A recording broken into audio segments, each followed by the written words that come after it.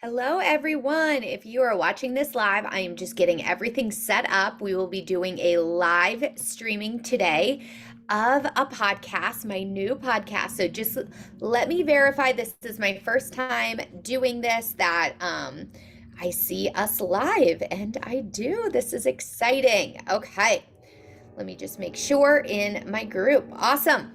All right, well, we are going to go ahead and dive in. So you'll see from the caption, I'm not going to be responding to comments immediately. I will do a Q&A at the end. So this is the live recording of my podcast. My new podcast is called Evolve with Dr. Tay, and it is real conversations designed for autism parents. This is episode 1, and it's all about why this podcast is needed. And like I mentioned, there will be a live Q&A at the end in my Facebook group. My Facebook group is also called Evolve, and you can join us at facebook.com/groups/evolve. And that is where the Q&A will take place. All right, we are going to get started. Have you ever felt as a parent of an autistic child that it seems like no one is speaking to you directly? We know from research that about 1 in 44 children are autistic, and that number may be even higher because we know that access to receive diagnostic evaluations is limited and that underdiagnosis is common with certain subpopulations like young children, females, and children with high intellectual functioning. That means at least 2.2% of parents, including you, are looking for support for their autistic child. And I have seen as a professional that there are few places you can go for reliable and reputable information that is easy to understand. In this episode, we are going to discuss the need I have seen in the field and what inspired this podcast. We will dive into detail about what you can expect from the podcast moving forward, and including an introduction to my whole family approach and how you can figure out a reliable source from one that is unreliable or inaccurate. I'm Dr. Tay, a licensed child psychologist and parental mindset coach specializing in autism. I have supported hundreds of autistic children and their families and have been in the autism field for over a decade. I'm the host of Evolve, the podcast where we have real conversations that are designed for autism parents just like you. Each week, we will discuss topics that directly impact your life, from providing psychoeducation about autism and neurodiversity to talking about your personal growth, well-being, and evolution as a parent. We dive into it all. Just keep in mind, nothing shared on this podcast is clinical advice, and you should consult with a medical or mental health provider if you need support. Now, let's get to talking about exactly why I started this podcast and why it is for you. So I first want to touch on the diagnostic process. So you either have gone through this process with your child. That's how you have been able to identify your child as autistic, or you're anticipating it. And I want to touch briefly on what it typically involves. Usually we're looking at things like clinical interviewing with you as the parent. We're going to have parents, teachers, other providers fill out reports as well that gives us information about the child in different settings and direct observation of the child. This should be a part of your evaluation. So keeping in mind that the gold standard is what is called the ADOS, or the Autism Diagnostic Observation Schedule. But we are starting to see a move away from this as we go into telehealth evaluations. And I even do this in myself in my private practice, where I've started to do these telehealth evaluations. But that ADOS is our gold standard tool and kind of our basis. So you want to look for a provider that either does it or has done it and is familiar with the tool. And so then as part of this process, what ends up happening is after that, ideally, you should have a feedback session with your provider, and you also should receive a written report. And both of these should talk about recommendations. The report should, you should also be able to discuss them with your provider. Unfortunately, I found sometimes this doesn't happen, and that you're lucky if you actually get this. And so why does that matter? Why do I explain all of this? Well, let's talk about your emotions as a parent. So one thing is, with your emotions, it is completely different to believe your child has autism and actually have it confirmed by a provider. And I've seen this time and time again, sitting across from families, they'll say, I knew, but it's still hard to hear. And it is. And one of the reasons that it's hard to hear is all of a sudden in that moment, you're having to shift so many of your expectations. The other thing is, it is so normal, and we need to normalize this, having these intense, overwhelming emotions, and the thing is in that moment of that diagnostic feedback session, can you take in all the info your provider is sharing with you? I often find, again, sitting across from parents that sometimes, sometimes they're with me, but then sometimes I just kind of cut back on what I'm sharing and I'll do a follow up. But that is not the ideal situation that all providers have, or what I should say, that is not the, situations all providers have. It is the ideal situation. And so the question then becomes, where do you go if you have follow-up questions? I see that often, those diagnosing have huge caseloads, long wait lists, which means it's difficult to go back to them and ask questions. The other piece of this is pediatricians don't always have all the information about autism. And that is, there are some incredible pediatricians out there, but sometimes they just don't get the range of education about like what should be those next steps. And therapists, for your child can be super, super helpful, but either sometimes they don't make space for you, or sometimes as a parent, you feel guilty maybe for interrupting and asking your questions. And listen, this is things that I have observed, but I also hear time and time again from parents that it's like, I don't have a space to be able to ask my questions, to get information. And so here's the thing, there are great resources out there, but I'm seeing that it's very piecemealed. I'm finding that even as a provider. So maybe you can find a good resource about intervention, maybe a good resource about neurodiversity, maybe about how you should be feeling and processing all of this as a parent, but it's like all these different books, and you are very busy, you've always been busy. Parents in general tend to have, huge mental loads, particularly mothers, although there are some fathers as well that have these huge mental loads. And your plate gets fuller with an autism diagnosis, typically, because then you're starting all of these services or all of these therapies. And so it makes it difficult then to spend all this time educating yourself. So I saw this need and I wanted to create a place that touches on it all. And I absolutely love sharing, the education that I have, and also resources. And so I'll try at the end of each episode to always give, recommendations that if you want to learn about this further, maybe ways to do that if they do exist. And so I created a community. It is my new Facebook group. It is also called Evolve. And the intent behind that community was a place that parents could ask questions. If you look across all my social media accounts, I love educating about autism. I love providing resources and knowledge and being able to answer questions. But I saw the need for a community where people could gather together to be able to get this information. And also then, using this podcast platform to do the same. And what's really cool is I stream the podcast live into the group each week and then allow, the group members of my Facebook community to do a Q&A at the end. So you get a little bit more access to me. Now, I do have to give in this caveat. I want you to keep in mind that, just like my intro said, I cannot give any clinical advice. That would not be ethical on my end. And so I want to make that clear. But what you can expect from this podcast is that I am going to be sharing things that we know from research or general tips and strategies, or like I said, different resources, all of that. I can share that in this fashion. But for example, I can't say your specific child, you need to do X, Y, and Z. This is where you'll want to go to, a provider and work with them one-on-one. The other thing I want to address is we also will be talking about neurodiversity. If you're not familiar with neurodiversity, briefly, this is just a shift in our understanding. And it's a shift in acceptance surrounding autism, as well as, other, disabilities like ADHD, for example. But on the broad perspective of neurodiversity is that it's just understanding that people's brains think in different ways, in unique ways, and it's part of them, it's part of their identity.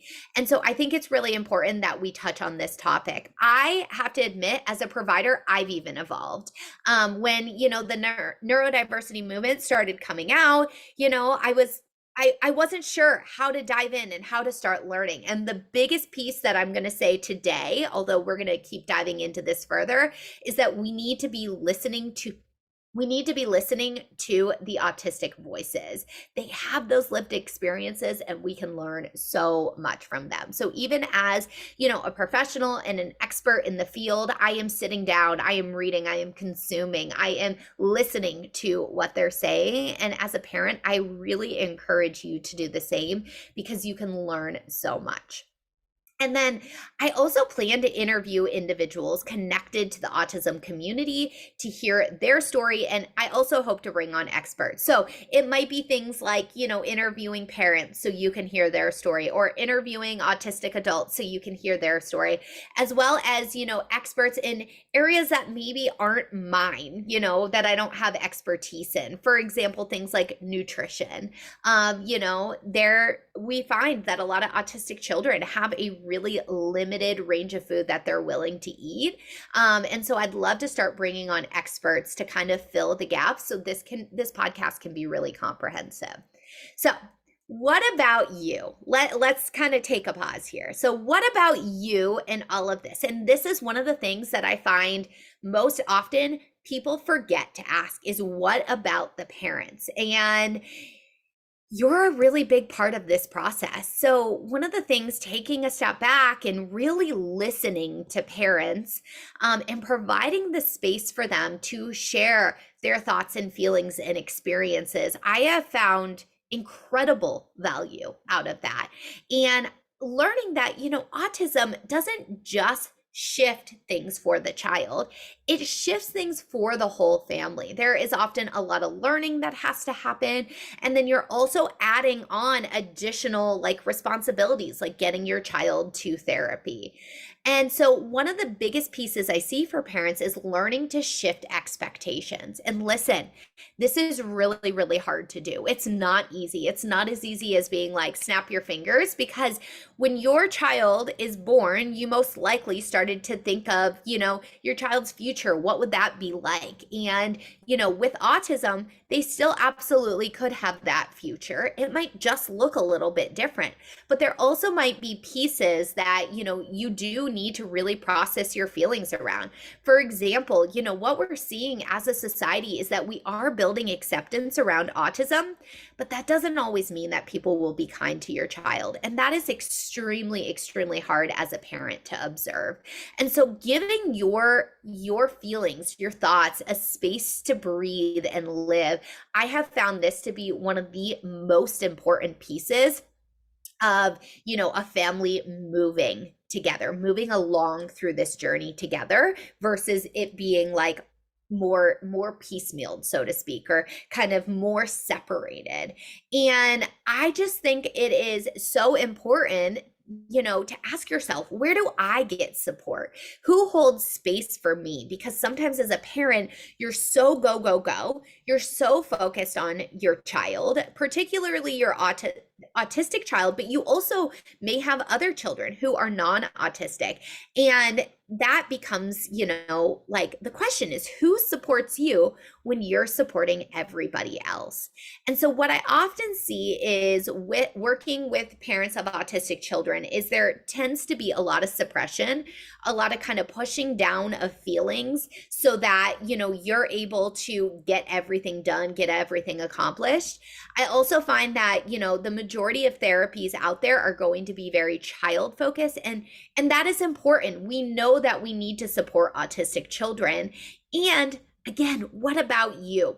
Because literally, it's a family unit. You guys move together. You go through this journey together. And so we need to be creating more space for parents. And it's so important that you actually take care of yourself. Now, I know that's easier said than done. Sometimes it's like, okay, Great. People tell me self-care all the time. I literally don't have the space for that. And one of the things that we know is that our thoughts and our feelings affect our actions directly. And so sometimes, too, there can be what we call sabotaging thoughts that are kind of getting in the way of you being able to create this space for yourself. Now, I'm not saying it will be easy. I'm not saying you're going to have a plethora of time, but there are those moments. And that is one of the things that I feel so passionate about, and that I want to, as part of this podcast, as part of my Facebook community, to be able to guide you through, is how do you start to shift some of your thoughts and create space for your feelings to be able to do the actions that you want to do, to get the results that you want. And by definition, doing this is burnout prevention. And we see a high rate of burnout, a high rate of stress among parents of autistic children. Unfortunately, we know that there is a much increased divorce rate among parents of autistic children. And so my goal is to help you be proactive in this, or if you're already in the depths of it, giving you some space to feel seen, heard, and supported. I do want to point out that this podcast doesn't replace individual support. So I do highly, highly encourage you to work with a therapist or a coach yourself. If that's not feasible, maybe finances make it not feasible, or even like time, it just feels really hard. At least creating a community of people that understand you and are willing to listen, people that you truly can feel safe around. And, you know, if you feel like you're on an island all by yourself right now, I invite you into my Evolve Facebook community, because that is exactly what it was created for. It was created to focus on your personal growth and empowerment as a parent. It's different than a support group, you know, where we really are focusing on helping you to move forward and evolve, and also to feel seen, heard, and supported. That is like my motto, if you haven't figured it out, because I think those pieces are so incredibly important. So this podcast is a starting point. I hope it inspires you. I hope it gives, you know, hope. I hope it also answers your questions, because I know you have a lot of questions. And it is somewhere that you can educate yourself about your child's needs and also help yourself in the process. It is a one-way dialogue. So like I said, I invite you into my Facebook community if you want that two-way dialogue. So I want to touch on really quick all of this. If you can't tell, I mean, I hope you can. I am truly passionate about this mission. And what this mission is supporting the whole family of, you know, autistic children. And so it is the foundation to my personal business approach as a psychologist and as a parental mindset coach. I developed what is called the whole family approach to support autism families broadly. So here's the thing, each member, this is true of all families, but we're going to talk about autism families in particular, because you also don't often hear things that are geared towards your family. And this is what this podcast is it is geared towards your family. So each member of the family is interconnected, and knowing that one person's behaviors affects the other. Right? So as parents, there are shifts, for example, you can make in your parenting style, and also personally, that can have a great impact on your children, whether that's your autistic children or also your non-autistic children.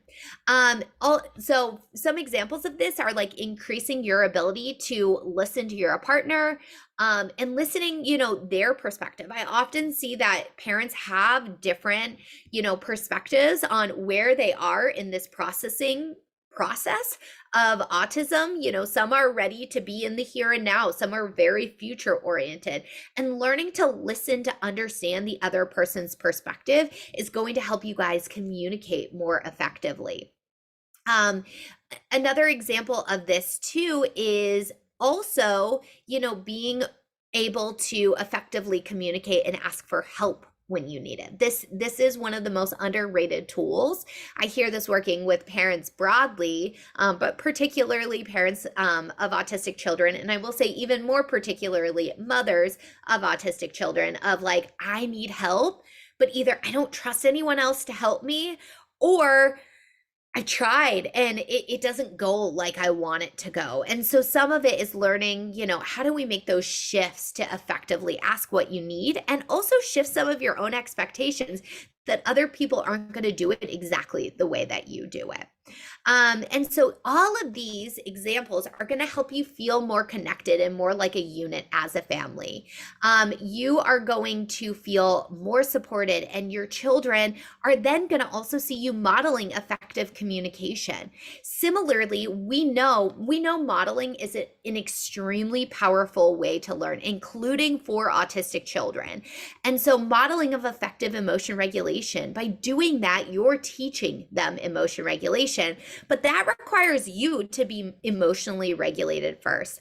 And so all of this is just ways that we can start to make these shifts that as a whole family, you start to shift together, you start to feel more like a unit, you start to feel more connected and less lonely. And one of the things I want to pause really quick and emphasize in all of this is, what about the siblings of autistic children? I find sometimes therapy models will make space for the parents, but what about your other children? How do you make sure they feel seen, heard, and supported through this process of having an autistic sibling? And so this is where my passion came into play. I really developed this whole family model, this whole family approach to be able to support families as a whole. And it's something that I have a lot of gratitude, because where this came about is by families being willing to share their experiences with me. And that helped me to realize the need. And that's exactly what I'm hoping to do, is be able to fill that need. So that just gives you a little overview about this podcast and what it is all about and what we will touch on. So I want to make sure you take a takeaway from this episode. I am wrapping up something that goes beyond just you listening.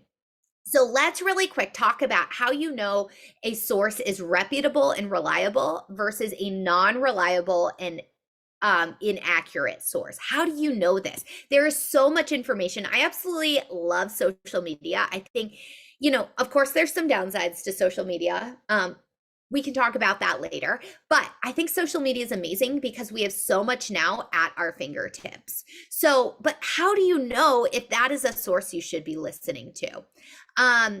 So I am of the mindset that someone can have very helpful information if they don't have an advanced degree. So I'm not going to tell you only go listen to people with advanced degrees. Yes, I have a PhD. This is what I've spent, so much time specializing in. And that often, when you see an expert with an advanced degree, that means they've dedicated years of education, and that more likely than not means they may be sharing reputable information. But guess what? I've also seen people with advanced degrees not share reputable information. So that is not the point there. But using caution when you are listening to things, particularly if you're seeing someone without an advanced degree, share about medical information or mental health. And I want you to ask yourself about how they know this information. What is the source of this information? Are they speaking about themselves, which is absolutely fine? That is a powerful thing to do on social media. Or are they speaking about people generally? Are individuals, here's the thing, individuals are always experts on themselves, but that doesn't mean that they're experts on the topic. So just being aware of this and asking yourself, how did they derive their information? So some key things is I want you to watch out for extremes. People recommending this is the way are often missing a part of it. We know that a one size fits all approach doesn't work for all people. And so my colleague and friend always describes this as the nuance is missing, that, some of those subtleties, some of those necessary tweaks are missing. So if anyone's advertising one thing as the way, that is a thing to be a little cautionary about. And yes, I just said I have my whole family approach. I feel so passionate about it, but within that whole family approach, I'm not saying this is exactly the way we do it. This is, step by step, you have to follow this. There's flexibility. And so every approach should have flexibility is what it comes down to, because your child is different from someone else's child.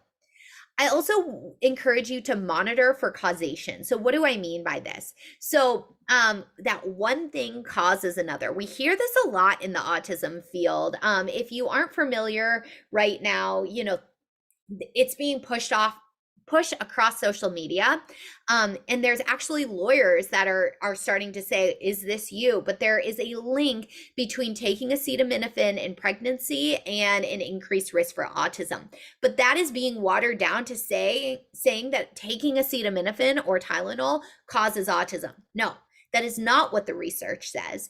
And so we need to be really mindful that there is not one singular cause of autism. Nothing has been identified. We do know that there are risk factors, and all that means is that there is an increased likelihood of autism, being diagnosed, being occurring.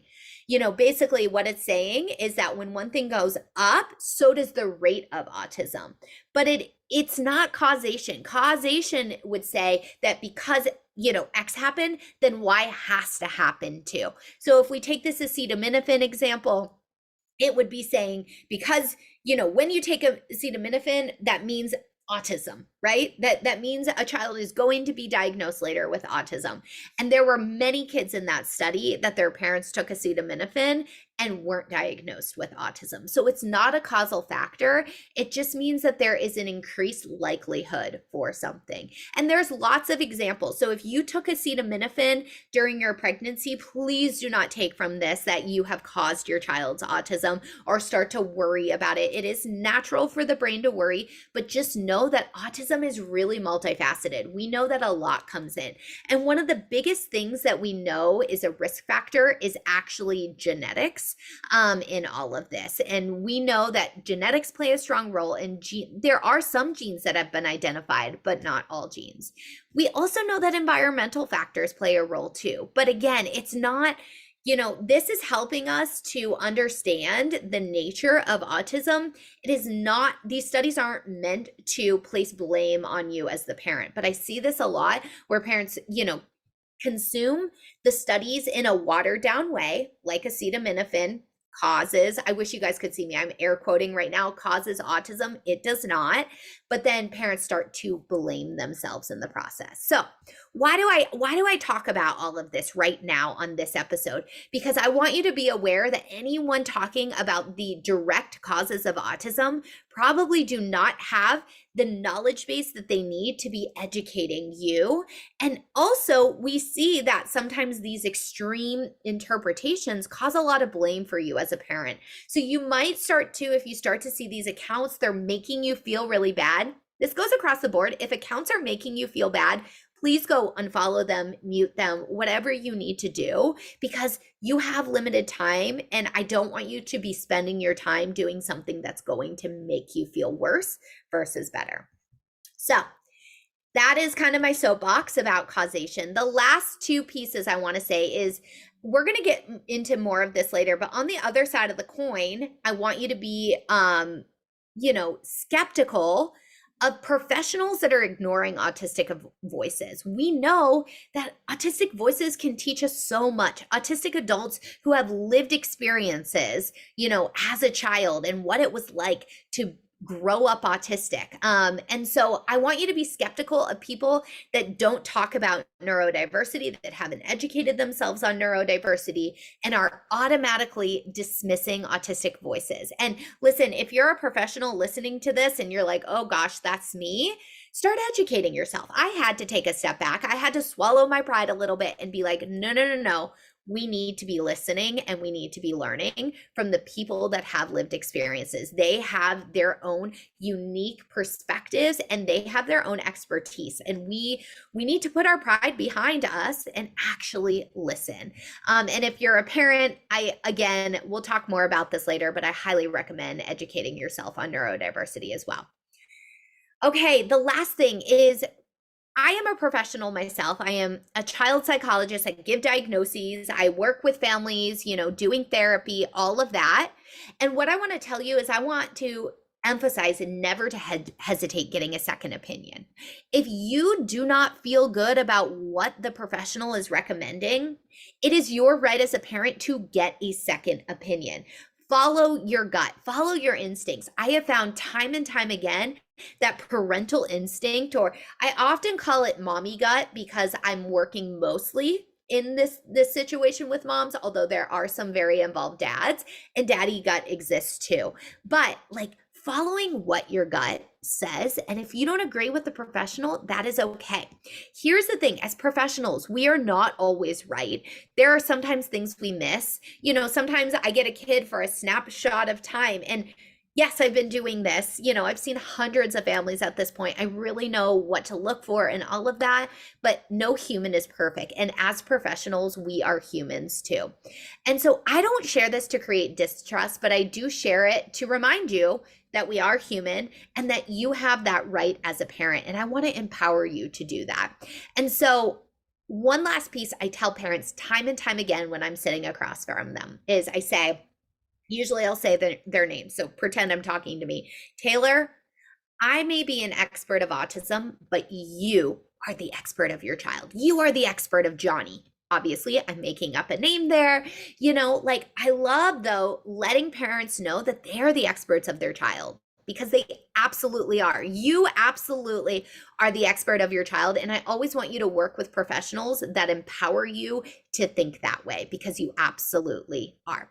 And I want you to take from this that it is okay to disagree with a professional. They're not going to always be right. Sometimes they have learning to do themselves. And so following your gut, following your instincts. Okay, well, that was a lot for our first episode, but I wanted to give you a sneak peek of where this podcast is going. I also wanted to give you things that are going to empower you right now. So to summarize, we talked about in this podcast what inspired this podcast, what you can expect from it moving forward, and how you can identify a reliable source. I hope you found value in this episode, and there is more to come. Feel free to reach out to me for suggestions about podcast episodes, because I want to hear from you. You can find me on all major social media platforms under the Dr. Tay. In the podcast, I'll actually go ahead and link all of my accounts as well. So that is a wrap for this week's episode of Evolve with Dr. Tay. Thank you for listening. All right, if you are listening on Facebook in the Evolve community, start dropping your questions about this week's topic in the comments. Obviously, this was a broad topic, so feel free just to make any comments, ask any questions. Each week following the live recording, I host a Q&A exclusively in my Facebook group. You can join this community too at facebook.com/groups/evolve autism. You get direct access to me, plus you can connect with other like-minded autism parents. It is a community designed for you to feel seen, heard, and supported as a parent of an autistic child, and introduces you to my whole family approach. If you are listening anywhere else, I am going to sign off now, but we'll see you live next week for another real conversations about all things autism and your family life. Okay, let's dive into the Q&A now. All right. Maybe I can't shut you off. I'm still learning my new setup here. So we're going to keep going for the live, and I'll have to figure this out later. But I did see one question come in. Let's see if there's anything in the Evolve community. If you're watching in the Evolve community right now, feel free to let me know what questions you have. And I know this wasn't a direct topic today, so no big deal if there's no questions. I'm just going to kind of jump back and forth and see. So I do know that, sorry, I clicked on something. I did see one comment come in from Facebook. I feel that my son will be high functioning if I treat him as neurotypical, just like the other siblings. Would that be terrible? I think at 35, I have it. Yeah. So one of the things that I want to just say broadly about this comment is that a couple things, actually, just for some educational purposes. We see this often, that parents themselves, start to go through this process with their child, and they're like, wait a minute, do I have autism? Am I autistic? And that is not uncommon, because we know that there is a genetic factor to it. We can see that sometimes, that parents maybe weren't identified earlier on when our identification wasn't as good and as effective. And one of the things, just to kind of like loop you in on this as well, is the word high functioning. So this is something that was in our field for forever. We used to also think about it as Asperger's syndrome, which that is an old diagnosis at this point. But this idea of high functioning is something that we've actually started to fade away from, because what we see, and here's the reason, I just want to explain this. Here's the reason why, and I love that you were willing to put it out there and ask your questions. So thank you for doing that. And I know it's vulnerable putting questions out like this. But you had asked, about high functioning. One of the things that we see and why we're moving away from this language is that needs can vary on a day-to-day. Also, needs can vary in different domains. So it might be that your child needs less support in the communication realm, for example, and more support in the emotion regulation realm, or they need more support playing with their peers, but interacting with adults, they need less support. And so this classification of high functioning starts to kind of muddy the water when we're not viewing each area individually. That's kind of like a blanket term. And so why I educate you on this is kind of twofold. One is this is consistent with neurodiversity, as we're starting to shift away from some of these labels. But number two, and more importantly, is to address your questions. If you treat him as neurotypical like other siblings, would that be terrible? And here's the thing, you want to make your autistic child feel included in family things, feeling part of that family unit. That is incredibly, incredibly important. And generally, parenting, and I'm sure you know this by this point, every child has different needs and you're responding to those needs. And so I would think about it as less about treating, your autistic child like your neurotypical children, like in the same way, and think of it more as you're responding to individual needs, just like you would in your neurotypical children. And so I think that can be a helpful mindset, is that you're ultimately meeting your child where they are at. Now, that doesn't mean that you can't have the same, household rules across all child, and all of that. So that's just something to keep in mind. But I like this idea of just meeting each child where they're at. And what you're going to see is, more likely than not, your autistic child is going to maybe need some more support in some areas than others, and also in some areas than your neurotypical children. So I hope that helps. And, I'm able to educate in a way that would be, ultimately helpful, and it feels educational. I never want anyone, this is a big mission of my Facebook community, I never want anyone to feel like they are being shamed for asking questions, and hopefully that we can learn together in a really supportive way. So I hope that helps. But I want to point this out really quick to this parent that's asking this. I think it is so impressive that you're willing to ask this. And you said, would that be terrible? The fact that you're even thinking of that means that you care so incredibly much. And I forgot to say this during the recording of the podcast, but one of the things we know in terms of child outcomes of where they end up is the most important predictor is parental involvement and parental, caring and all of that. And it is really evident from your comment that you have that. So thank you so much. So the system I'm using, just as a FYI, it's not telling me names right now. And I thought I was going to be able to see the questions from my phone on it. Oh, here we go. Okay. I got it. Yay. Okay. I at least see the two new ones. Okay, so the next one is from Casey. I also find high and low functioning to be hard on my heart. My child may have weaknesses, but that's not who they are as a whole. Yes, so well said, Casey. I love that. It's not placing that label broadly. It's really, again, meeting the child where they're at. Christina says, any advice on how to manage expectations of your autistic child as a parent? It would be easier to do this if I knew what to expect, but I don't think anyone can tell me at this point if my child will live an independent life. He's a toddler who is minimally verbal. Christina, I love this question. And this is something I will tell you, parents, when I'm doing diagnostic feedback, ask me this all the time. And what I'm going to do is give you a very truthful answer is that we don't know.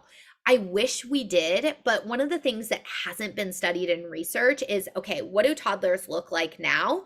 What do they look like later? And so that is one of the really, really hard factors as a parent is really not knowing. But the reality is, even a neurotypical child, we really, maybe we assume things like living independently and all of that. Maybe there's some assumptions we make, but we also don't know what neurotypical children are going to turn out like as adults. And so there is this balance of, how do you, think about the future without a lot of worry? And then also at the same time, root yourself in the present. So one of the things I'd encourage you to do, and it's going to be hard, you're going to find times your brain absolutely is going to wander to the future. So actually I have two recommendations for you, Christina. The first one is number one, I would say, I recommend having set aside time that's called worry time, where you're saying, I'm going to let all the worries out of my brain right now. I'd recommend like writing them down, getting them out, because sometimes what we're doing when we worry is we're being like, I shouldn't be worrying about that. Why am I worried about that? I don't know what's going to happen. And we start to suppress the feelings surrounding that worry. And we know that emotional suppression doesn't serve us long term. So giving yourself an outlet to actually process that. On the other points, what I'd recommend is really focusing on the expectations right now. And so you said you have a toddler who is minimally verbal. So some of it is shifting expectations of, okay, your child is not verbally talking right now, but what is your child doing to communicate? I will tell you, your child is communicating. This is a misconception in autism, is that, children who are minimally verbal, don't have any spoken language, are not communicating. They absolutely are. So I will say, I'm going to show you real quick one of my favorite books. It's literally sitting on my desk. It's called An Early Start for Your Young Child with Autism. I absolutely love this book, Christina. It's actually something that I use in my therapy approach with parents. I have parents read it. We talk through it. We talk about application. It is made for parents. And why I share this with you is because this can start to help you to shift some of your expectations now. What do we expect of your child now? And also noticing other forms of communication. So I hope that helps. But it is normal, it is natural to worry as a parent about what the future will be like. And it's so valid, right? It's so difficult. And, again, like you had all these dreams and expectations before your child was diagnosed. And I wish we had a magic 8 ball to be able to tell you. Unfortunately, the research is just not there. But what we do see is, number one, parental involvement being incredibly huge. And you're here right now, which speaks to being an involved parent. And then if you can start, some early intervention to help support, your child's development and their quality of life, those can be really helpful predictors and long-term outcome. But some of it is give yourself some grace through this process. That, if your child's a toddler, probably your child hasn't been diagnosed for very long. So how do you give yourself some grace in shifting your expectations and shifting how you think? I hope that helps. Okay. Let's see what else. So I see Savannah said, how could I explain autism to my child so she can have a better understanding? Oh, I love this question. So one of the things is that open communication is really, really important with your child about this, especially if your child is school age. They're most likely starting to notice maybe that they, do things differently. They think differently. So I love going with the neurodiversity approach, that ultimately is all about everyone's brains think differently, and this is how your brain thinks, and starting to talk through that. So I do recommend using the word autism once you feel your child is able to understand that, particularly if your child's coming home from school and being like, I have no friends. This is assuming that they're verbal. I have no friends, or, someone made fun of me, you know, doing it in a very gentle way. So one of the ways that I like to think about doing it at first is asking your child if you've ever heard of autism, and then also explaining it in a neurodiversity lens. I think those can be really, really helpful. There are some amazing books that I'm not going to be able to rattle off the top of my head, but I can absolutely put in the comment section of Evolve. I'll go find them. There are some great books as well that talk about autism that are designed for children. So I'm making a note for myself right now. All right. I think I saw one more question come in from Casey. What are your thoughts when the school system says by age 6, you need to think about what plan for schooling as focus on life skills versus college? Casey, I'm going to be really honest with you. I have never heard this. So I don't recommend that because 6 to 18 is a huge, huge span. I also think that sometimes I think that, autistic community would agree with me on this. But that sometimes by lumping kids into, like, say it's like, okay, they seem on track that, life skills will be the way to go. There is some acceptance that in processing that has to happen with a parent. Again, maybe that wasn't your expectation. You're having to shift your expectation.